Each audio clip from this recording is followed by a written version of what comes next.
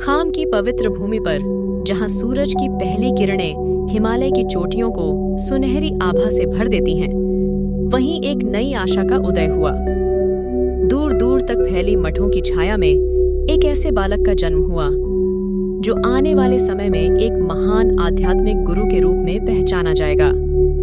यह कहानी है ग्याब्जे ड्राकोम रिनपोछे की, जो अपनी 12वीं अवतार में इस धरा पर आए। खाम की वादियों में बहती ठंडी हवाओं और बौद्ध मंत्रों की गूंज के बीच उनके आगमन ने न केवल इस भूमि को बल्कि उन अनगिनत आत्माओं को भी आलोकित किया जो ज्ञान की खोज में भटक रही थीं।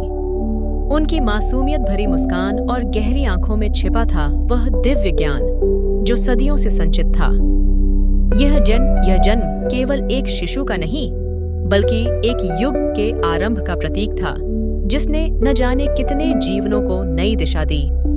खम की पवित्र भूमि पर जब सूरज की पहली किरणें आकाश को सुनहरे रंग में रंग रही थीं, में जब पक्षियों ने अपने मधुर गीत गाए, ऐसा प्रतीत हुआ मानो प्रकृति स्वयं इस दिव्य आगमन का स्वागत कर रही हो। खम की वादियों में यह खबर तेजी से फैली कि 12वें अवतार का जन्म हो चुका है। इस बालक के जन्म के साथ ही एक नई आशा और आध्यात्मिक ऊर्जा का संचार हुआ, जो आने वाले वर्षों में अनगिनत लोगों के जीवन को आलोकित करेगी। ग्याब्जे ड्राकोम रिनपोछे की कहानी सिर्फ एक व्यक्ति की नहीं, बल्कि उस अद्वितीय परंपरा की भी है जो सदियों से बंद थी और करुणा की ज्योति जलाए रखे हुए दृष्टि खुली थी। जहां अन्य बच्चे खेल के शोर में खोए हुए थे, वहां वह एक शांत कोने में ध्यानस्थ था।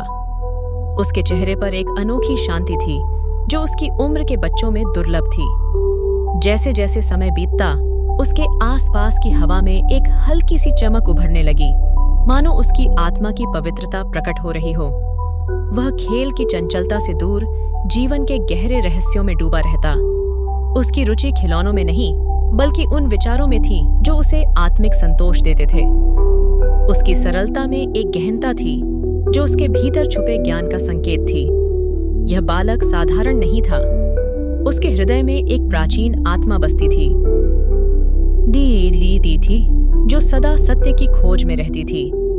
उसका जीवन एक यात्रा थी जो उसे अनंत ज्ञान की ओर ले जा रही थी।